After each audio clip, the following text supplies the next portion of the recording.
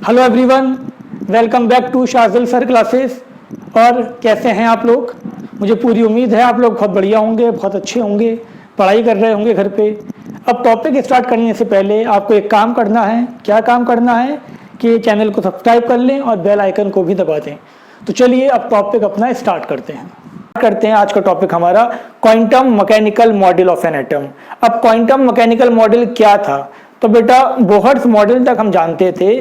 Bohr's ने ये कहा था कि जो इलेक्ट्रॉन है एटम के अंदर वो पार्टिकल नेचर शो करता है, but quantum mechanical model based है आपका क्वांटम थ्योरी पे। और अकॉर्डिंग टू क्वांटम थ्योरी जो इलेक्ट्रॉन आपका होगा एटम के अंदर वो बिहेव करेगा एज अ वेव। तो याद रखना क्वांटम थ्योरी के अकॉर्डिंग इलेक्ट्रॉन एटम के अंदर एज अ बिहेव एक्ट करता है।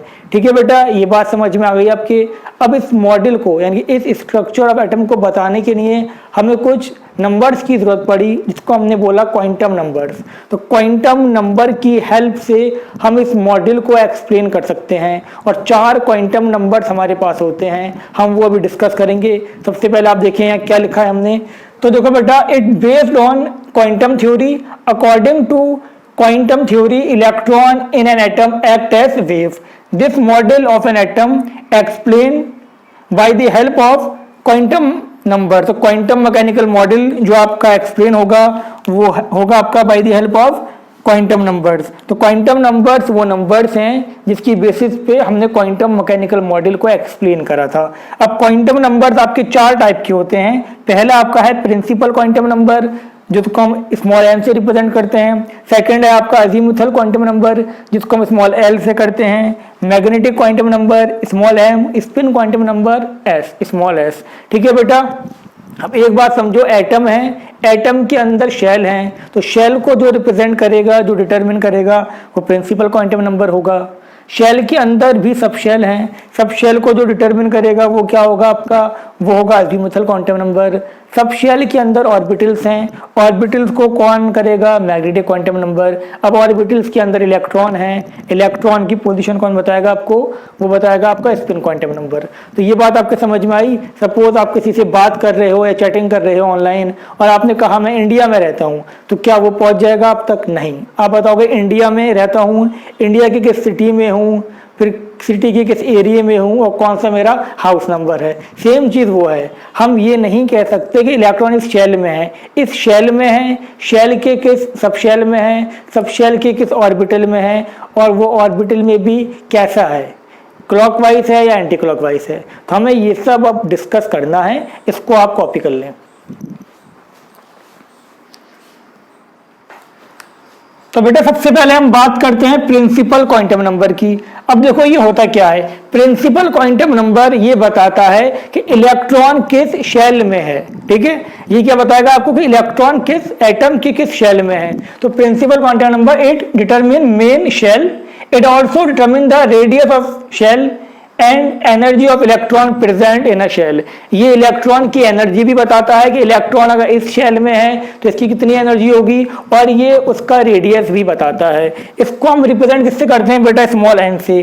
तो याद रखो स्मॉल एन की वैल्यू 1 2 3 4 एंड सो ऑन, 0 कभी नहीं हो सकती। शेल आपका 1 2 3 4 और इससे आगे। हम बात करें यहाँ पर, हम अगर देखें अब शेल अगर n 1 है, n अगर आपका 1 है तो शेल क्या होगा, अगर प्रिंसिपल क्वांटम नंबर 1 है तो शेल कौन से बात हो रही है, k। अगर प्रिंसिपल क्वांटम नंबर 2 है तो इसका मतलब इलेक्ट्रॉन शेल l में है। अगर 3 है तो m, 4 है तो n एंड सो ऑन।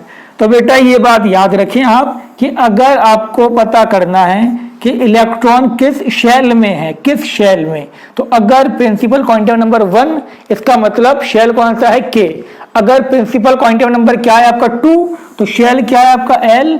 अगर प्रिंसिपल क्वांटम नंबर 3 है शेल m है, प्रिंसिपल क्वांटम नंबर 4 है तो शेल क्या है आपका n। तो याद रखना principal quantum number 1 2 3 4 and so on ये क्या बताते हैं, ये बताते हैं कि इलेक्ट्रॉन किस शेल के अंदर प्रेजेंट है। इतनी बात समझ में आ गई, लिख लो इसको आप लोग।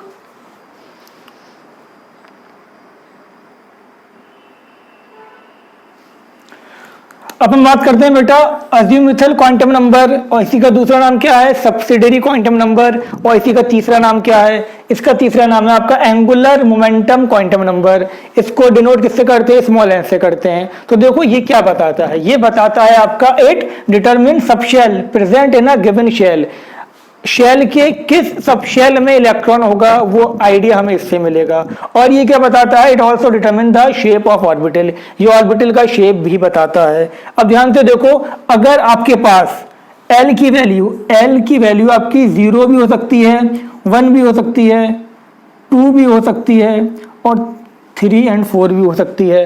अगर आपका एल की वैल्यू 0 निकल के आती है, एल कैलकुलेट कैसे होगा पहले ये देख लें आप, एल कैसे निकलेगा आपका, तो ये आपका कैलकुलेट होगा L is equal to 0 to n-1। तो बेटा याद रखो L कैसे कैलकुलेट होगा आपका, अगर आपको L की वैल्यू निकालनी है कि L की वैल्यू कितनी है, तो वो कैसे निकालोगे, 0 to n-1। कैसे, 0 to n-1, ये फॉर्मूला है L को कैलकुलेट करने का, n हमें पता होगा। अब एक बात और याद रखो कि अगर L की वैल्यू 0 आती है तो सबशेल कौन सा होगा, अगर L की वैल्यू 0 आती है तो सबशेल क्या है आपका S, L की वैल्यू 1 आती है सबशेल क्या है P, अगर 2 आती है तो D, 3 आती है तो F। तो बेटा ये बात आप याद रखें, L की वैल्यू अगर 0 आती है निकल के वो कैसे आएगी अभी हम देखेंगे। अगर L की वैल्यू 0 आती है सबशेल S की बात हो रही है, मतलब इलेक्ट्रॉन S सबशेल में है। अगर L की वैल्यू 1 आती है तो मतलब इलेक्ट्रॉन P सबशेल में है। L की वैल्यू 2 आती है डी सब शेल में है, 3 आती है तो ये आपका किस में है बेटा, तो ये है आपका एफ सब शेल में। तो ये बात क्लियर हो गई होगी, सब शेल क्या होते हैं आपके, S P D F G and so on. बात क्लियर हो गई बेटा, शेल क्या थे, के एल एम एन, और सब शेल क्या है आपके, सब शेल है एस पी डी एफ, इसके आगे फिर जी। ठीक है, इतनी बात क्लियर हो गई, ये कॉपी कर लें आप, इसको हम रब करते हैं। अब ध्यान से देखो, हम एल की वैल्यू कैलकुलेट कैसे करेंगे। ठीक है बेटा, हमें एल की वैल्यू अगर कैलकुलेट करनी है तो हम कैसे एल की वैल्यू कैलकुलेट करेंगे। अभी हमने आपको इसका फॉर्मूला बताया था, फॉर्मूला क्या था, L is equal to 0 to n-1, 0 to n-1। ठीक है बेटा जी, 0 to n-1 था। अब ध्यान से देखो, अगर मेरे पास पहला शेल है, इसको आपको समझना है अच्छे से, मेरे पास अगर फर्स्ट शेल है, फर्स्ट शेल के लिए एन की वैल्यू कितनी होगी, 1। क्लियर, थोड़ा ऊपर बना देते हैं ये, तो आप इसको समझे ध्यान से। अगर मेरे पास यहाँ पर फर्स्ट शेल है, ये आपका न्यूक्लियस, ये हो गया आपका शेल नंबर 1। फर्स्ट शेल के लिए प्रिंसिपल क्वांटम नंबर कितना है, 1, और ये शेल का नाम क्या है, शेल के। ठीक है, अब हमें ये चेक करना है कि पहले शेल में कितने सब शेल होंगे। तो यहाँ पर आप देखें एन, हम बात करते हैं एन क्या लिया हमने, 1 लिया। एल कितना आ जाएगा बेटा, समझो ध्यान से, फॉर्मूले में लगाओ, 0 -1 -1, कितना आंसर आ गया आपका, 0 आ गया। एल कितना है बेटा, एल आपका कितना आ गया, 0 आ गया। ठीक है बेटा, एल 0 का मतलब क्या हुआ, एल 0 का मतलब क्या था आपका, सबशेल कौन सा है, एस। तो इसमें जो सबशेल है वो एक है, एस। क्लियर हो गई यहाँ तक बात। तो पहले शेल में एक ही सबशेल होगा, एस। हम आते हैं सेकंड शेल में, बहुत समझने की जरूरत है बेटा। हमने लिया प्रिंसिपल क्वांटम नंबर 2, इसका शेल क्या था आपका, शेल था आपका यहाँ पर एल। अब एन की वैल्यू आपको रखनी है 2, हमने यहाँ बेटा रखा एन की वैल्यू को रखा 2, एन की वैल्यू हो गई 2। अब यहाँ आप ध्यान से देखें, एल कितना आ जाएगा आपका, 0 से लेकर 0 to 2-1। क्लियर, 0 2 -1 कितना हो गया बेटा, 2 -1 आपका हो गया 1। तो ये क्या था, 0 से लेके 1, तो 0 से लेके 1 मतलब 0 और 1। इसका मतलब क्या हो गया आपका, एस और पी। तो जो सेकंड शेल था आपका, सेकंड शेल के अंदर हमने ये देखा कि हमारे पास 2 सब शेल आ गए, एस पी। ये बात समझ में आई आपकी। n की वैल्यू क्या करा, n की वैल्यू रख दी हमने 2, और जब हमने n की वैल्यू 2 रखा तो हमने क्या देखा, s आया, और हमारे पास क्या आया, n की वैल्यू जब 2 रखी कितना आ गया, 0 और 1। तो हमारे पास सब शेल क्या होगा, एस पी। ये बात याद रखो, जितना शेल का नंबर होगा उतने ही सब शेल होंगे। पहले शेल में एक सब शेल, दूसरे शेल में दो सब शेल, तीसरे शेल में 3 होंगे। अब हम यहाँ ध्यान से देखते हैं, हम बात कर रहे हैं शेल नंबर 3, हम तीसरे शेल की बात करते हैं बेटा। अब तीसरा शेल देखो, एन लिया हमने कितना, 3, शेल कौन सा था, एम, ठीक है। अब इसको समझे आप, हमने यहां पर क्या करा बेटा, एन रख दिया कितना, 3, तो एल कितना हो जाएगा जल्दी बताओ, 0 2, ये था 0 2 n-1 फॉर्मूला था, तो ये आपका हो गया 0 और ये आपका हो गया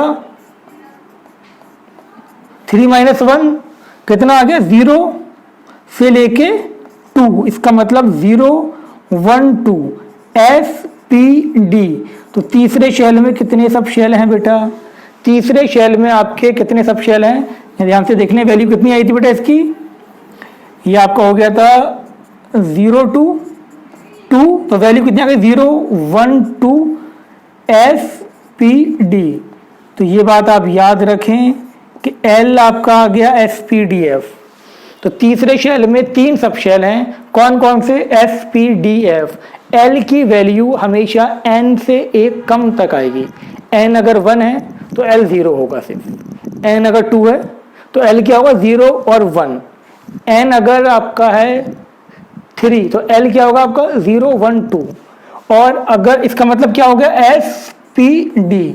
तीसरे शेल में 3 सब शेल हैं SPD, ये पहला शेल था तो ये 1s होगा, ये दूसरा शेल था तो ये 2s 2p, ये तीसरा शेल 3s 3p 3d।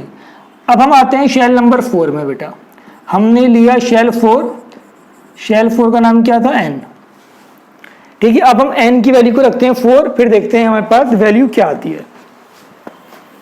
ये तो कॉपी कर लिया होगा आपने, तो बेटा ध्यान से देखो, हमने यहां पर n क्या ले लिया, n लिया 4, फॉर्मूला क्या था हमारे पास, 0 से लेके 0 टू n-1, ऐसे लिखो या 2 लगा दो, एक ही बात है। अब बेटा 0 से लेके n कितना था, 4, 4-1 कितना हो गया, 3, तो ये 0 से लेके 3, इसका मतलब 0 1 2 3। अगर l की वैल्यू 0 है तो मतलब s, l की वैल्यू 1 है p, 2 है तो d, 3 है तो f। तो इसका मतलब ये हो गया, चौथे शेल में हमारे पास 4 सब शेल हैं, कौन कौन से, 4s 4p 4d 4f। इतनी बात आपके समझ में आ गई, मुझे पूरी उम्मीद है समझ में आ गई होगी। ये बात आप याद रखें कि अगर पहला शेल है तो उसमें एक ही सब शेल होगा, कौन सा होगा, s, पहला सब शेल हमेशा s होगा, क्लियर। अब अगर आपका दूसरा शेल है, दूसरा शेल में आपका कितने सब शेल होंगे, 2 सब शेल होंगे, 2s और 2p, ठीक है। और अगर आपका तीसरा सब शेल है, तीसरा शेल है तो 3 सब शेल होंगे, 3s 3p 3d। अगर आपका हम बात कर रहे हैं चौथे शेल की, तो कितने सब शेल होंगे, 4 होंगे, कितना होगा आपका, 4s 4p 4d 4f। इतनी बात आपके समझ में आ गई अच्छे से, चलो बहुत अच्छी बात है, क्लियर हो गई। आप ये समझ सकते हो, ये आपका एक मोहल्ला है, इस मोहल्ले में एक ही घर है, ठीक है। ये मोहल्ला नंबर 2 और मोहल्ला नंबर 2 में 2 घर हैं, 2s 2p। मोहल्ला नंबर 3, इस मोहल्ले में, इस एरिया में, इस कॉलोनी में कितने हैं, 3 घर हैं, 3s 3p 3d। मोहल्ला नंबर 4, इसमें कितने हैं, 4 घर हैं, 4s 4p 4d 4f, clear. और l की वैल्यू जो होगी आपकी वो n से 1 कम तक आएगी, n से 1 कम नहीं, 0 से लेके n से 1 कम तक।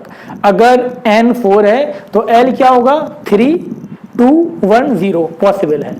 समझ में आगे बेटा तक बात, ये आप कॉपी कर लो, हम ये रब करते हैं। हम आते हैं अब आपका थर्ड क्वांटम नंबर, जिसको हम क्या बोलते हैं, magnetic quantum number. Magnetic quantum number को देखते हैं हम कि मैग्नेटिक क्वांटम नंबर क्या होता है, उसको समझ लो ध्यान से। तो आपका थर्ड इसके अंदर आता है आपका मैग्नेटिक क्वांटम नंबर, इसको हम स्मॉल m से करते हैं। तो बेटा याद रखना, it determine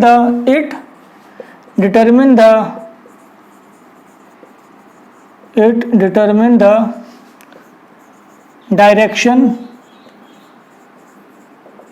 direction of orbitals.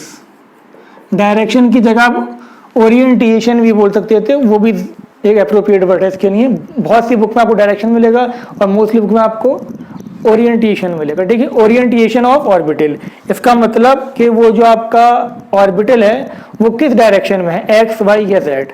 इतनी बात आपको समझ में आ गई। और ये कैलकुलेट कैसे करेंगे हम, it may be calculated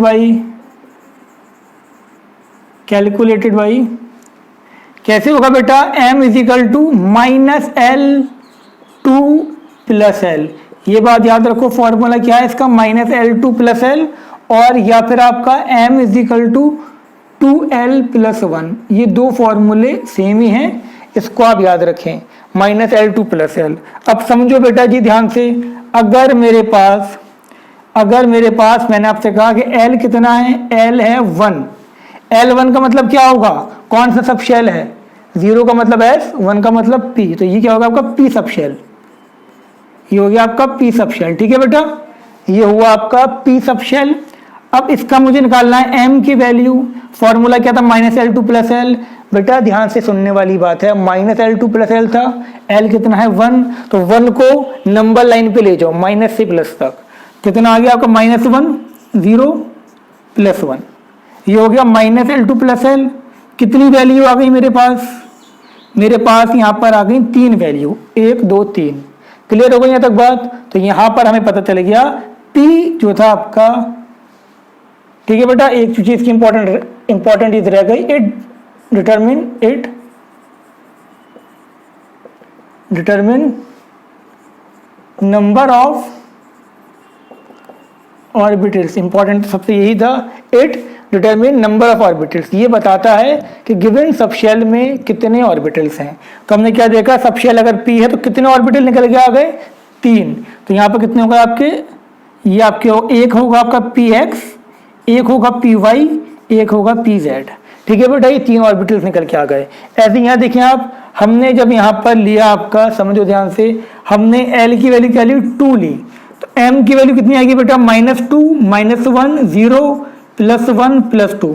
clear, कितनी निकल के आ गई यहाँ पर, ये आपका निकल के आ गया 1 2 3 4 5 ऑर्बिटल। तो इससे मुझे ये पता चल गया कि डी सबशेल के अंदर 5 ऑर्बिटल्स हैं। कौन कौन से, अब ध्यान से देखो, इनका नाम है आपका DXY, इसका नाम है DYZ, DZX, इसका नाम है DX square minus Y square, इसका है DZ स्क्वायर। 3 ऐसे 2 ऐसे, इनमें डिफरेंस क्या है, जब शेप इनका बताएंगे तो आपको डिफरेंस भी पता चल जाएगा। ठीक है बेटा, बात समझ में आ गई। तो डी में कितने हैं, डी में थे आपके, ये कहता है आपका डी सबशेल में कितने ऑर्बिटल थे बेटा, 5। पी में कितने थे, 3 थे। इतनी बात समझ में आ गई। अब ये फॉर्मूला भी आप अप्लाई कर लें। अगर देखो यहाँ एल की वैल्यू रखते हो 1, 2 1 2 प्लस 1 कितना आ जाएगा आंसर, 3 आंसर आ जाएगा। ठीक है, ये आप रखो, एल की वैल्यू रखो आप 2 2 2 4 प्लस 1, टोटल कितने आ गए ऑर्बिटल, 5। और ये देखो 5 ऑर्बिटल आ गए। वो आपका ऑर्बिटल का नंबर बताता है कि कितने ऑर्बिटल होंगे, ये एग्जैक्ट वैल्यू बताता है कि ये -2 वाला है, ये -1 वाला है, ये 0 वाला, +1 +2। इतनी बात समझ में आ गई बेटा। ऐसी तो हम बात करते हैं, हमने यहाँ पर एल कितना लिया, एल लिया 3। तो यहाँ पर मुझे इसका मतलब क्या होगा, 3 का मतलब हो गया एफ सबशेल। इसका मतलब आपका हो गया एफ सबशेल। अब यहाँ पर मुझे क्या निकालना है, m की वैल्यू निकालनी है। तो कितना होगा, -3 -2 -1, 0 +1 +2 +3। इसको आप नंबर लाइन पे ले जाओ। ठीक है, अब यहाँ पर हमें बात करनी है कि इसके कितने ऑर्बिटल बने। तो बेटा बहुत ध्यान से देखो, एक ये बना 1 2 3 4 5 6 7, टोटल कितने बने आपके, 7 ऑर्बिटल बने। एक -3 वाला, -2 वाला, -1 वाला, 0 वाला, +1 +2 +3। क्लियर हो गई यहाँ तक बात। और यहाँ पर आप रख के देख लो, एल आप रखोगे, एल रखेंगे 3, तो कितना आ जाएगा, 6 + 1 7, टोटल कितने आ गए, 7 ऑर्बिटल। तो ये बात आपके समझ में आ गई होगी। ऐसे देखो, एक अगर मैं एल रखता हूँ 0, एल रखा मैंने 0, और 0 का मतलब क्या था आपका, 0 का मतलब था आपका एस सबशेल। एस सबशेल में बेटा कितने होंगे, एल अगर 0 है तो एम कितना होगा, एम भी तो 0, एम का जो वैल्यू आएगी वो 0 ही तो आएगी, नंबर 0 तो आएगा। अब यहाँ एल 0 रखो तो कितना आएगा 1, तो एक ही ऑर्बिटल होगा और उसका जो नंबर है वो क्या है 0। ऑर्बिटल एक है, उसका नंबर क्या है 0। ठीक है बेटा, यहाँ पर ऑर्बिटल कितने थे, इसमें ऑर्बिटल थे 3, एक का नंबर क्या था px py, इसमें नंबर क्या था -1 0 +1, और क्या था px py pz। इसमें कितने थे आपके टोटल 5 ऑर्बिटल थे, -2 से लेके +2 तक, और यहाँ टोटल कितने थे 7 थे, -3 से लेके +3 तक। इतनी बात समझ में आ गई, समझ में आपके आना चाहिए बेटा, इतने समझदार तुम लोग हो। क्लियर हो गई यहाँ तक बात, चलो बहुत अच्छी बात है। ये रब कर दें, कॉपी कर लें आप लोग इसको।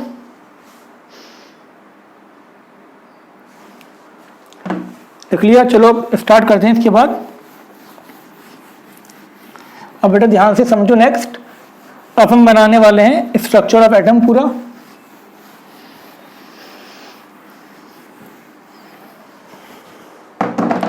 ये देखिए आप ध्यान से, यहां पर हमने लिया आपका ये आपका शेल नंबर 1 N1, और इसका शेल का नाम क्या है, शेल का नाम है K। अब देखो बेटा हम पहले बात कर रहे हैं N = 1, शेल क्या है आपका, शेल है यहाँ पर K। L कितना हो जाएगा इसका, L हम जानते हैं 0 से N-1 कितना आ जाएगी बेटा L की वैल्यू, L की वैल्यू आपकी कितनी आ गई 0 आ गई। L 0 है तो M कितना हो जाएगा 0 हो जाएगा M, और जब M 0 हो गया इसका मतलब कि ये क्या है आपका एक ऑर्बिटल। कौन सा ऑर्बिटल हो गया ये आपका हो गया 1s। समझ में आई बेटा, यहाँ तक बात क्लियर हुई आपकी। ये क्या कहा हमने आपसे, ये पहला शेल था, पहले शेल में एक ही सब शेल और उसमें एक ही ऑर्बिटल, कौन सा 1s। क्लियर। अब हम ले रहे हैं सेकंड शेल। सेकंड शेल को समझो बेटा, N2 है। अब सेकंड शेल में L की वैल्यू कितनी आएगी 0 और 1। अब L अगर 0 है तो M क्या होगा, तो M आपका होगा 0। 0 का मतलब क्या हो गया आपका S। कौन सा S है ये 2s। और अगर L आपका 1 है तो M कितना होगा, M आपका होगा -1 0 +1। तो बेटा ये क्या हो गया आपका, ये हो गया आपका 2p।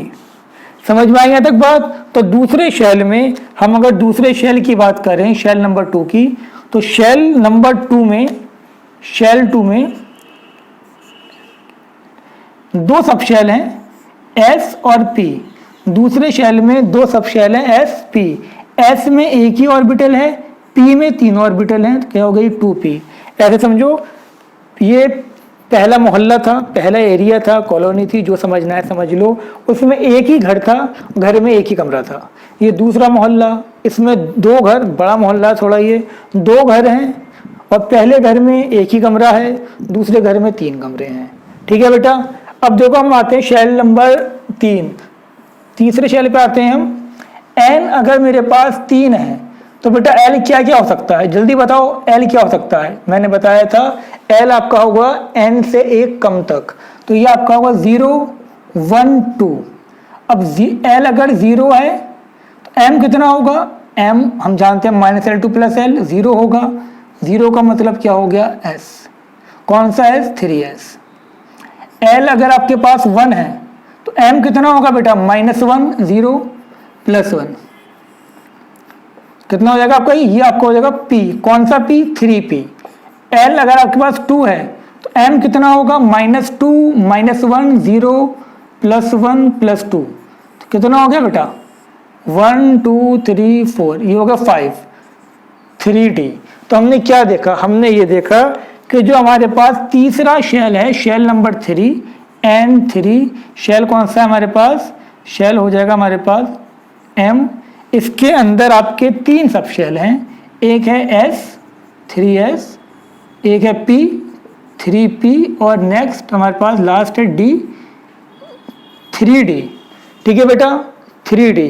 अब जो पहला शेल है उसमें एक ही ऑर्बिटल है, दूसरे शेल में 3 ऑर्बिटल, इसमें 5 1 2 3 4 5, इसमें कितने हो गए आपके 5 ऑर्बिटल हो गए। तो इतनी बात आपके समझ में आ गई, यहाँ तक एकदम क्लियर है। चलो बहुत अच्छी बात। अब देखो ध्यान से, हम आते हैं शेल नंबर 4 में। अगर हमने यहाँ पर बेटा ये रब कर रहा हूँ मैं, इसको लिख लें आप, कॉपी कर लें इसको। हम आते हैं अब शेल 4। अगर हम चौथे शेल में बेटा एंटर करते हैं, फोर्थ शेल के लिए एन की वैल्यू कितनी होगी? फोर्थ शेल में आपका एन हो जाएगा कितना? 4। एल कितना आएगा? 0 1 2 3। अब एल अगर 0 है तो एम भी तो 0 होगा, मतलब एस कौन सा एस? 4s। एल अगर 1 है तो एम कितना होगा आपका? -1 0 +1 कितना हो गया? 3। ये क्या हो? ये कौन सा L1 मतलब P, कौन सा P है? 4p। L अगर आपका कितना है बेटा? L2 है। M कितना होगा? -2 -1 0 +1 +2, तो ये कितना होगा? 5। L2 का मतलब क्या होगा? D, कौन सा D? फोर्थ शेल में चल रहे हैं तो 4D। L अगर 3 है तो कितना होगा बेटा? M हो जाएगा आपका -3 -1 0 +1 +2 +3, तो ये हो जाएगा आपका 1 2 3 4 5। ठीक है, तो ये आपका क्या हो गया? 4f। इतनी बात समझ में आ गई बेटा। चौथे शेल में, शेल नंबर 4 में 4 सब शेल हैं, यानी पीछे भी देखा था। फोर्थ शेल में N4 अगर आपके पास है, सब शेल कितने हैं? 4, S P D और ये F। S में आपका एक ही ऑर्बिटल, P में 3 ऑर्बिटल, 1 2 3 4, D में 5, F में 7। इतनी बात आपके समझ में आ गई। अब ये आपका कंप्लीट मॉडल ऑफ एटम है। पहला शेल, पहले शेल में एक सब शेल और एक सब शेल में एक ऑर्बिटल। क्लियर? दूसरा शेल, दूसरे शेल में 2 सब शेल, 2s 2p। स्टार्ट हमेशा एस से होगा, 2s 2p। एस में हमेशा एक ऑर्बिटल, पी में 3 ऑर्बिटल्स। ठीक है, तीसरे शेल में आ गए हम 3s 3p 3d। एस में एक ऑर्बिटल, पी में 3, डी में 5। अब हम आए किसमें? Shell number 4, 4s 4p 4d 4f। Clear? S में एक ऑर्बिटल, पी में 3, डी में 5 और एफ में कितने हो गए? एफ में आपके हो गए 7। इतनी बात आपके समझ में आ गई बेटा? क्लियर है यहाँ तक? एकदम बढ़िया। चलो बहुत अच्छी बात है, ये भी कॉपी कर लें आप। तो ये आपकी कहानी पूरी हो गई मैग्नेटिक क्वांटम नंबर की। ये हमने बना लिया आपका, ये हमारा यहाँ बन गया स्ट्रक्चर ऑफ एटम। अब हम आते हैं, अच्छा एक बात और याद रखो, पहले शेल में सिर्फ S होगा, तो 1p कभी पॉसिबल नहीं है, p हमेशा 2 होगा।